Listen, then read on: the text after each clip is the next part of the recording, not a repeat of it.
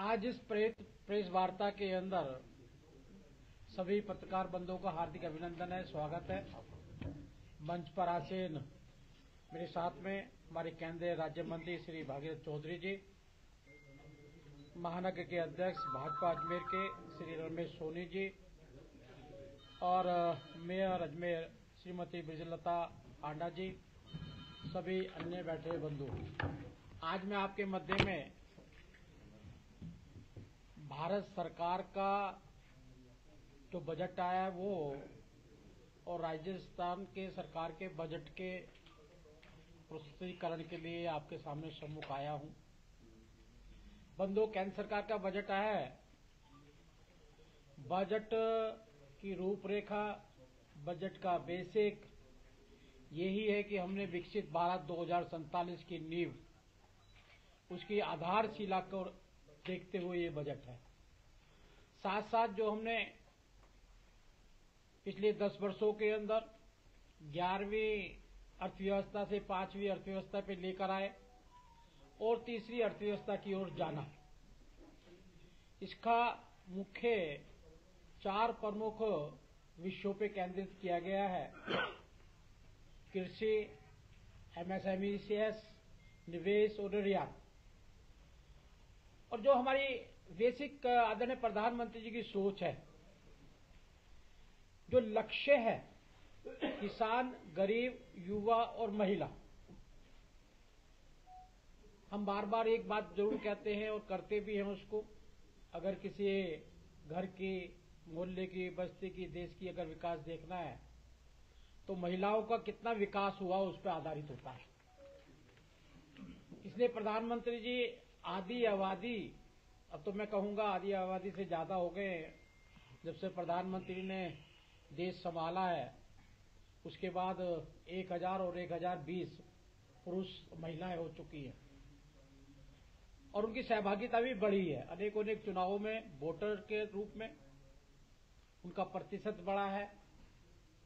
और हमारा जो लक्ष्य है महिला सशक्तिकरण, उसकी ओर हम लगातार काम कर रहे हैं।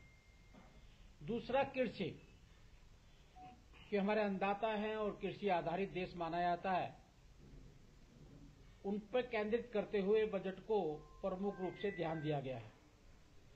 जैसे प्रधानमंत्री धन धान्य कृषि योजना के तहत प्रधानमंत्री ने 100 पिछड़े जिलों, जो इसमें किसान किसी प्रकार की उन्नति नहीं कर पा रहा, वहां पे 1.7 करोड़ किसानों को इस योजना का सीधा सीधा लाभ मिलेगा।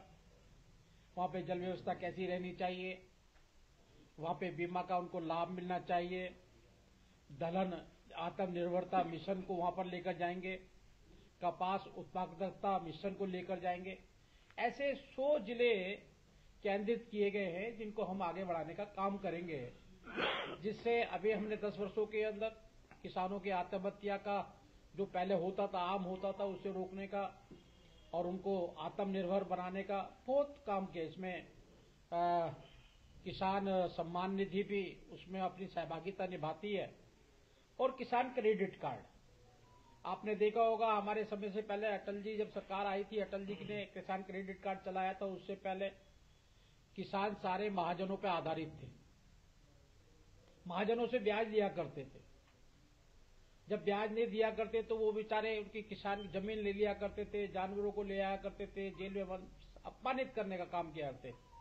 लेकिन आज उस योजना को बढ़ाते हुए प्रधानमंत्री ने 7.7 करोड़ किसान इस योजना का लाभ लेंगे और क्रेडिट सीमा 3 लाख से बढ़ाकर उनकी 5 लाख करने का प्रधानमंत्री ने काम किया है, ताकि किसान किसी भी प्रकार से अपना आप को महसूस ना करे कि मैं कहीं पिछड़ा हूं और उसको साथ साथ लेके जाना।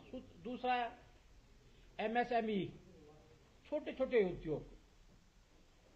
और प्रधानमंत्री ने लाल किले से भी कहा था कि मैं गरीबों को, दलितों को, महिलाओं को नौकरी मांगने वाला नहीं, नौकरी देने वाला बनाना चाहता हूं। उसका मुख्य बेस यही है, एमएसएमई, सूक्ष्म लघु मध्यम उद्योगों को बढ़ावा देना। गारंटी कवर जो 5 करोड़ था उसको हमने 10 करोड़ तक पहुंचाने का काम किया है।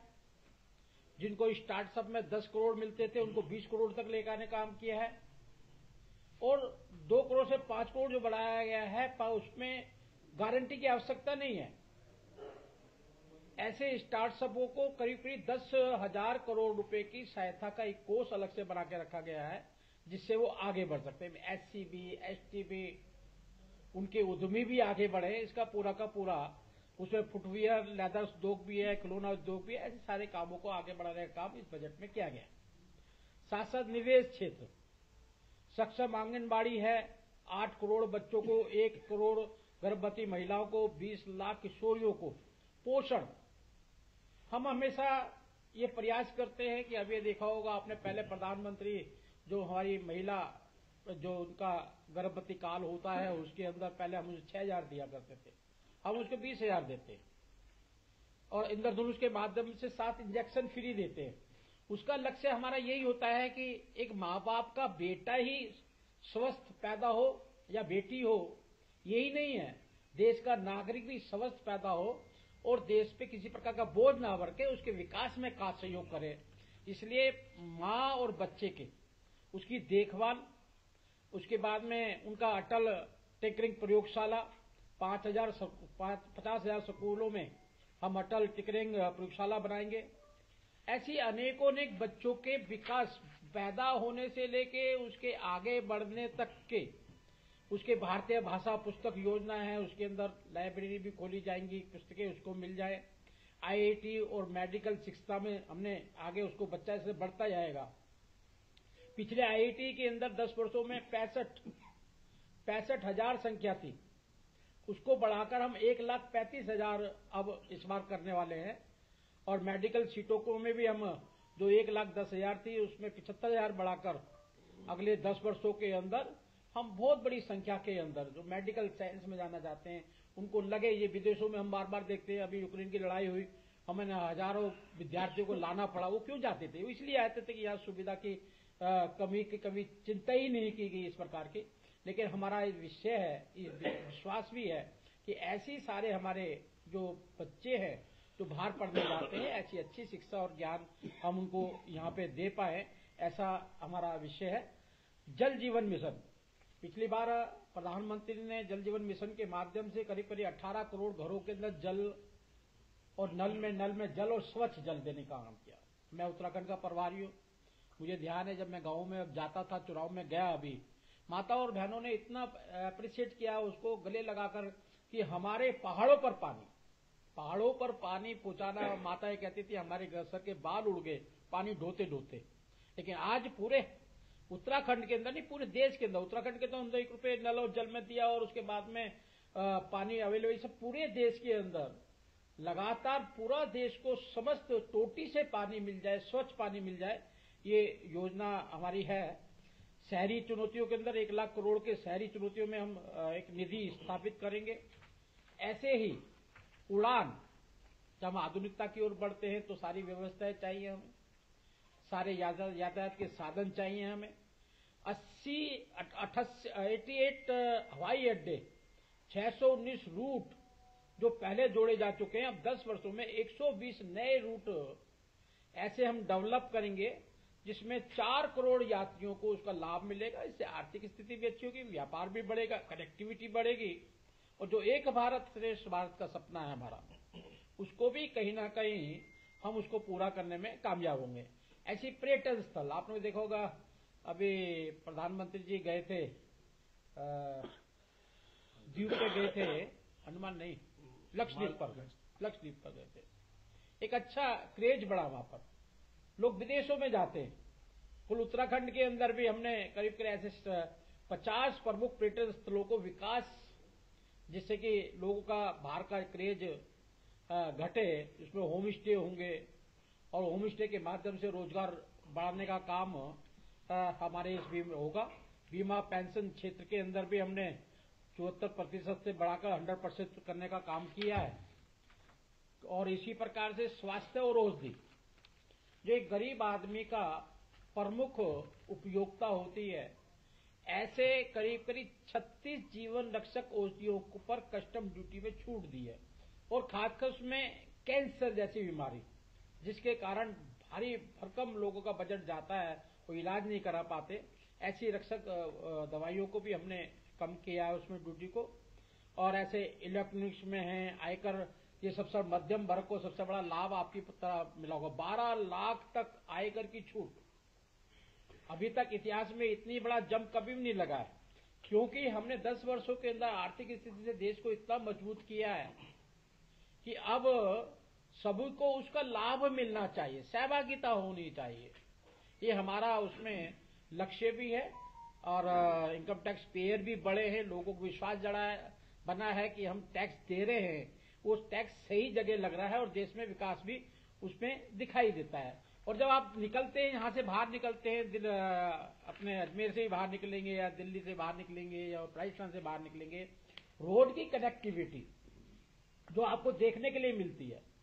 आज मैं अपना उदाहरण दे दूं, मैं जब देहरादून जाता हूं, पहले जाता था तो मुझे बाई एयर 4 घंटे लगते, 1 घंटा पहले जाना पड़ता है, 1 घंटे पहले घर से जाना पड़ता है, 1 घंटे वहां रुकना, 4 घंटे लगते हैं। लेकिन अब देहरादून दिल्ली से मैं 3.5 घंटे में बाई रोड जाता हूं। ये चारों तरफ की कनेक्टिविटी, और ये नहीं है मैं तो पूरा देश घुमा हूं, यहां से तमिलनाडु चलाओ, केरल चला जाओ, जो रोड्स है उसको एक विकास और मरफूक विकास आदरणीय अटल जी ने रखा था, चतुर्भुज रोड्स की श्रृंखला को बनाने का काम किया था। वो भी एक हमारा लक्ष्य था कि एक भारत श्रेष्ठ भारत, एक भारत मजबूत भारत। और आज आप देखते हैं तमिलनाडु में, कल ही मुझे एक मीडिया वाले प्रेस ले रहे थे, तमिलनाडु में भाषा पे विवाद अभी तक क्या होता रहा है, भाषा पे विवाद, पानी पे विवाद, सीमा पे विवाद, कोई भी विवाद खड़ा कर चुनाव को जीतना, तुष्टीकरण की ओर लेके जाना, संसाधनों पर पहला हक माइनॉरिटी का है, ऐसे विषयों को आगे बढ़ाना। लेकिन हमारा लक्ष्य, जो प्रधानमंत्री का लक्ष्य है, एक भारत श्रेष्ठ भारत, पूरा देश एक है, भाषाएं अलग हो सकती है, खान पान अलग हो सकता है, परिधान अलग हो सकता है, लक्ष्य एक श्रेष्ठ भारत का है। उसको लेकर हम रोडों के द्वारा, एयर कनेक्टिविटी के द्वारा जो भी कनेक्टिविटी बन सकती है, चाहे वो धार्मिक मामले हो, आज कुंभ चल रहा है, 60 करोड़ से ज्यादा लोग स्नान कर सकते हैं, किसी की जाति, धर्म, भाषा, कहां से आए, कैसे आए, कुछ नहीं, इतनी बड़ी व्यवस्था।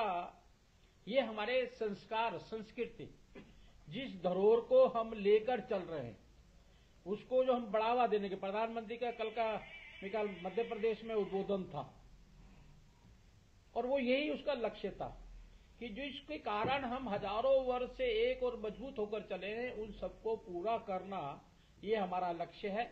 इस बजट के अंदर विकसित भारत की एक आपको झलक दिखाई देगी, जो 2047 का भारत होगा, गुलामी और दासता की निशानियों से मुक्त भारत होगा, प्रतिभाशाली भारत होगा, विश्व के प्रथम 3 देशों के अंदर हिंदुस्तान भारत का नाम होगा।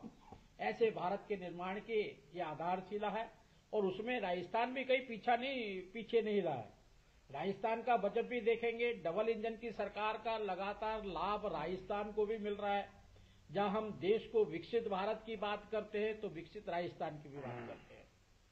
हम विकसित राज्य होंगे तभी देश विकसित होगा, और जब राज्य विकसित कैसे होगा, उसमें रहने वाले नागरिकों को जो उसके मौलिक अधिकार है, जो सरकार का काम होता है टैक्सों को इकट्ठा कर व्यवस्थित तरीके से गरीब के घर तक वो सारी सुविधा पहुंचनी चाहिए जिसका उसका इस जीवन, इस पृथ्वी पे पैदा होने का हक है।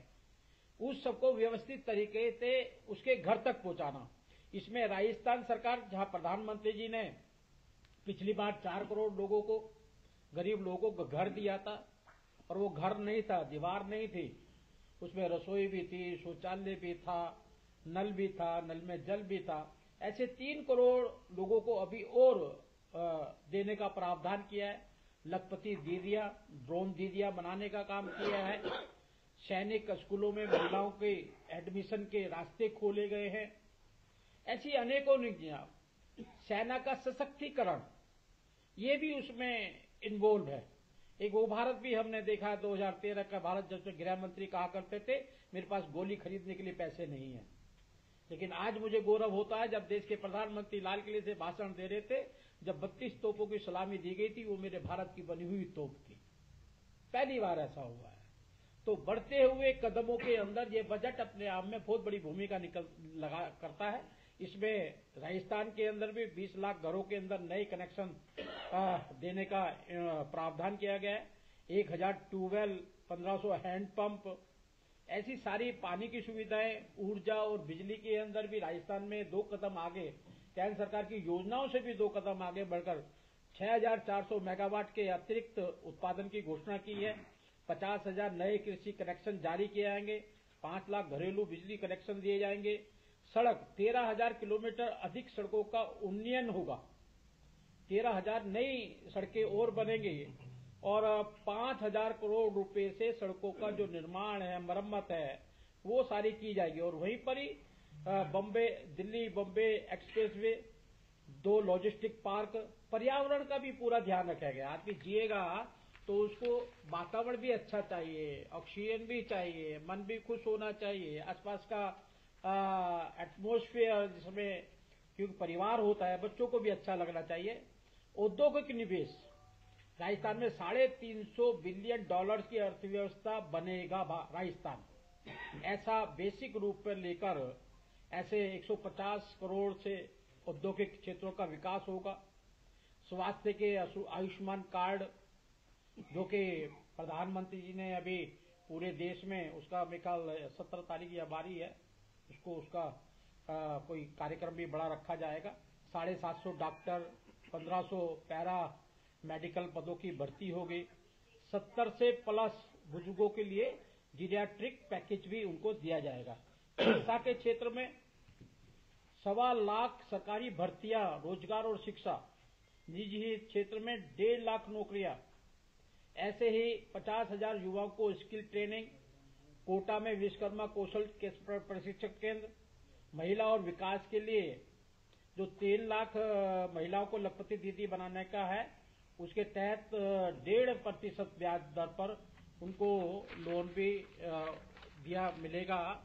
ऐसे कृषि के क्षेत्र में विशेषकर किसानों का, राजस्थान के अंदर 1 लाख भूमिहीन किसानों को कृषि उपकरण उपलब्ध कराए जाएंगे। कोई भी गरीब आदमी पैसे के बगैर कृषि यंत्र नहीं खरीद पा रहा या खाद नहीं खरीद पा रहा, उसके लिए जहां प्रधानमंत्री ने सम्मान निधि के साथ साथ राजस्थान ने अलग से उसका रखा है। 100 किसान उत्पादक एफपीओ 100 सदस्यों को इजराइल भेजा जाएगा, जो वहां पे नई टेक्नोलॉजी को स्टडी भी करेंगे, यहाँ पर लेकर भी आएंगे और कितने अच्छे तरीके से किया जा सकता है वो सारा काम करेंगे। ड्रोन के से 1 लाख हेक्टेयर में नैनो फर्टिलाइजर छिड़काव, और ये ड्रोन जितना भी करेंगे महिला ही करेंगी, महिलाओं को ज्यादा उसमें आगे बढ़ाने का काम किया है। ऐसे ही पर्यावरण के अंदर भी इन्होंने आगे, राजस्थान ने जो 10 करोड़ पौधे नए लगाने की योजना बनाई है, ग्राम पंचायतों को बर्तन बैंक शुरुआत की है। और वहीं धार्मिक, जो मैंने कहा है कि कहीं ना कहीं हमारी भावनाएं हैं, हमारी सोच है, हमारे विचार है, धर्म के प्रति आश्वस्त है, उसके कारण हम कहीं शांति और अमन चैन भी पाते हैं। ऐसे गोविंद देव जी कला महोत्सव का आयोजन किया जाएगा। मंदिरों के विकास के लिए 101 करोड़ रुपया रखा गया है। पुजारियों को मानदेय 7,500 रुपये किया गया है। और पर्यटन संस्कृति, इसके भी अनेक व्यवस्थाएं हैं कि 975 करोड़ पर्यटन विकास पर खर्च किया जाएगा।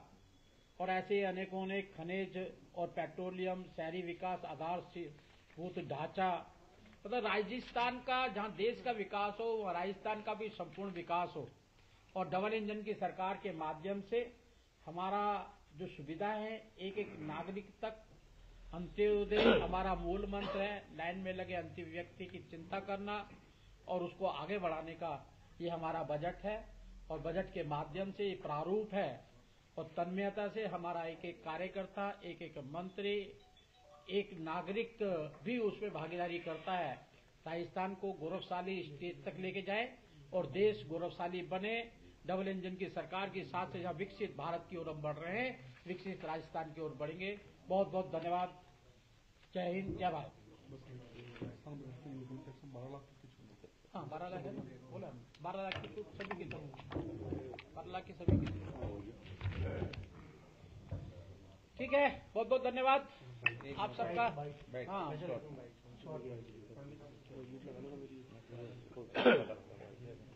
पंडित जी पीछे आओ थोड़ा। पंडित जी ने पीछे कर रहा भाई, आप लगेगा, आप लग तो तार से जोड़ ठीक है। देवता आगे रहनी चाहिए।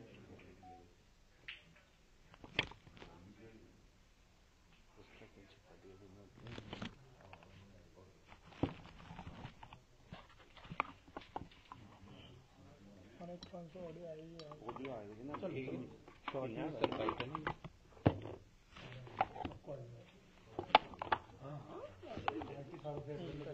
चाहिए इनको। अच्छा ठीक है, अरे चलो सर शॉर्ट में ही वाइट है जी। सर आज बजट को लेकर के आप यहाँ पर आए हैं, किस तरह का बजट रहा और क्या कहेंगे? आज भारत सरकार और राजस्थान का बजट जो जनता के विकास के लिए, भारत के विकास के लिए डबल इंजन की सरकार के तहत राजस्थान और दोनों मिलकर किस प्रकार से जनता के अंत्योदय वाली जो हमारे मूल मंत्र है, जनता के द्वार तक हम हर सुविधा को पहुंचा सके, उसका बजट हमने पेश किया है। जिसमें किसान, मजदूर, युवा, महिलाएं सभी केंद्रित बजट है और एक विकसित भारत देने के लिए बजट है। जो 2047 का भारत है उसकी आधारशिला पर ये बजट रखा गया है और उस बजट के अंदर आंतरिक सुरक्षा, बाहरी सुरक्षा, स्वास्थ्य, सभी चीजों का ध्यान रखते हुए इस बजट को जनता ने भी सराहा है। और मुझे लगता है कि देश के प्रधानमंत्री समर्पण भाव से जो उन्होंने मंत्र लिया है, तो उन्होंने के विचार भी है कि मैं इस देश को आगे बढ़ाना चाहता हूं। जो अपने समर्पण भाव से, ऐसे पहले प्रधानमंत्री हैं जिनको 22 देशों का सर्वोच्च पदक मिला है, सम्मान मिला है, ये उनकी कार्यशैली है। और उस कार्यशैली के अंदर आपने देखा होगा जिस जो हमारा मूल सोच है वसुधैव कुटुंबकम, कोरोना काल से बचाते हुए अब तक भी पूरा संसार को साथ लेके चलने के लिए G20 के माध्यम से जो हमने ग्लोबलाइज किया है देश को, उसके माध्यम से विश्व के अंदर हम किस प्रकार से निवेश लाकर और भार निर्यात करके किस प्रकार से देश को लाभान्वित करते हैं, ये बजट उस पर आधारित है। सर राजस्थान विधानसभा के बाहर एक अलग ही छड़ा हुआ है, कांग्रेस विरोध कर रही है लगातार। देखिए, कांग्रेस विरोध कर रही है, लोकसभा में भी सत्र में भी किया इन्होंने, हर राज्य में कर रही है। कारण इनको भी नहीं पता, ना कारण हमें मालूम है। इनका विरोध करना ही इनका कारण है खाली। हम कहते हैं आप चर्चा करो ना, विरोध क्यों करते हो? आप चर्चा करो, किस पे चर्चा करना चाहते हैं? आपका क्या लक्ष्य है? कोई लक्ष्य नहीं है। संबेबू हर प्रांत में संबेबू कांग्रेस के नेता है, केंद्र का कोई भी मतलब नहीं है। मैं कल कर्नाटक पर बाइट दे रहा था, वहां के कर्नाटक के मुख्यमंत्री ने अपने आप ही कह दिया, नहीं पूछा राहुल गांधी को। तो इनका कोई नहीं है। विरोध के कारण ये दर्ज कराना चाहते हैं और ये विधानसभा स्तर के दौरान ही होता है, सभी जगह होता है। उत्तराखंड में भी यही चल रहा है, दिल्ली में भी यही चल रहा है। करते क्यों है ये इनको भी नहीं मालूम है। तो इसलिए इनका विरोध खाली विरोधात्मक है, विपक्ष के नेता के तौर पर है, जनता के हित में। धन्यवाद।